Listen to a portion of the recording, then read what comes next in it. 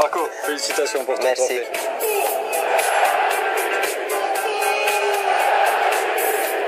Merci à l'UNFP, qui est très important pour les joueurs. Et merci à vous d'avoir accepté l'invitation. Meilleur joueur du mois de février, joueur UNFP. C'est un trophée qui illustre la qualité de vos performances et puis votre popularité également auprès des supporters. Ah oui, sûrement, ce sont des titres personnels qui font plaisir. Parce qu'il veut dire que tu as fait un bon mois. On est dans un mois très difficile parce que il arrive bientôt la fin du championnat. On est encore où on va être. Et on doit être vraiment très performant individuellement et collectivement. Je pense que maintenant, dans le début de 2017, tous les joueurs de Paris sont montés un peu impuissants individuellement, que c'est très important. Et je pense que ce sera bien pour la fin de la saison. Pour conserver son titre, Paris doit compter sur un faux pas de l'AS Monaco. Ce serait une catastrophe si le Paris Saint-Germain ne remportait pas le titre de champion de France. Je ne pense pas que c'est une catastrophe. Je pense que dans le football, c'est comme ça. On n'a pas fait un bon début d'année. On a fait 6 mois un peu compliqués, on a perdu beaucoup de points. Mais maintenant, on est encore à 3 points. On a encore la possibilité. On va tout donner jusqu'à la fin de la saison. Après, si Monaco gagnera, on les félicitera. On sait qu'on n'a pas rejoint notre objectif, mais on a fait 4 ans historiques très bien ici en France. On a gagné tout et il peut toujours avoir une possibilité qu'on ne gagne pas. Une question complètement personnelle, au-delà de l'aspect collectif. Est-ce que cette élimination en Ligue des Champions, c'est la plus grande déception de votre carrière? On peut le dire comme ça? Oui, bien sûr. Oui, je pense oui, parce que je pense que personne n'attendait un résultat comme ça. Nous, on était les premiers. La chose qui m'a fait un peu énervé, c'est qu'on est sorti sans jouer notre jeu.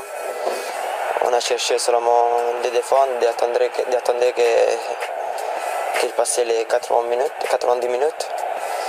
Après, bien sûr, ce sont des petites choses que, par exemple, moi je vois plus net notre victoire 4-0 ici, qu'on a eu beaucoup d'occasions, que les 6 ans de Barcelone, parce que aussi dans le deuxième mi-temps, ils n'ont pas fait beaucoup d'occasions. Après, on sait quand on perd 6 ans, on ne peut pas parler.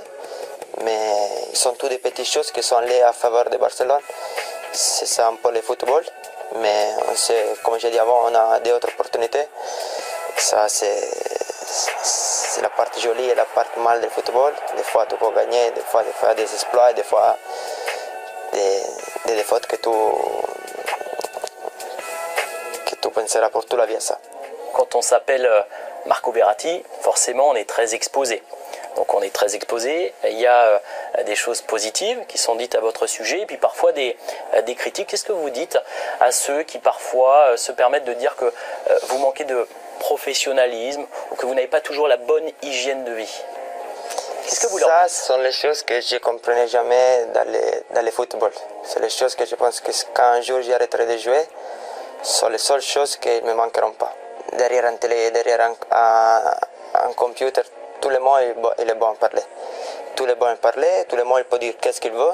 Je pense qu'Anne, s'il me critique pour ma façon de jouer, il peut dire que je suis nul, que je suis un problème pour le Paris Saint-Germain. Moi, j'accepte toujours, jamais je dirai quelque chose parce que le football c'est bien aussi comme ça. Mais quand il va entrer dans la vie privée sans savoir rien, ça je l'accepte pas parce que c'est pas normal. J'ai senti des choses vraiment graves sur moi. Et je n'ai jamais dit rien, mais je pense qu'à un moment, il faut un peu arrêter. Anne, qui est pris pour parler de football, il doit parler pour les choses que j'ai fait le football. Si j'ai envie, une hygiène de vie de merde, comme il dit lui, je suis de merde aussi sur le terrain. Après, c'est pour lui, je suis nul sur le terrain, ça c'est bien, mais ce n'est pas pour ma vie privée. Si vous deviez recruter un seul joueur pour la saison prochaine au Paris Saint-Germain, quel serait-il? Neymar, je pense que c'est un jeune joueur. Et je pense que la dernière année, je suis resté impressionnant de lui dans les 2 matchs contre Barcelone. Je ne me rappelais pas comme ça les années passées. Et cette année, il a pris une dimension formidable. Je pense qu'il est maintenant à le niveau de Messi.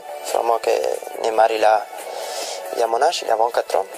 Et je pense que pour le futur, pour le présent, pour le futur, sera un grand joueur.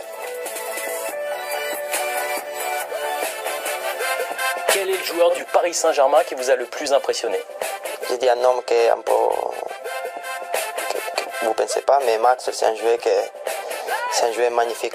Dehors, dans le terrain, comme personne, tout. Quelle équipe va remporter cette année la Ligue des Champions? J'espère Monaco parce qu'il est français. Vous avez combien de tatouages? Je ne sais pas. 10, 12. Et quel est votre préféré? Le nom de mon fils. Vous qui êtes italien, dites-nous une fois pour toutes, quel est le meilleur restaurant italien de Paris? Ça, c'est une bonne publicité. Après, je ne dois pas payer plus toute la vie.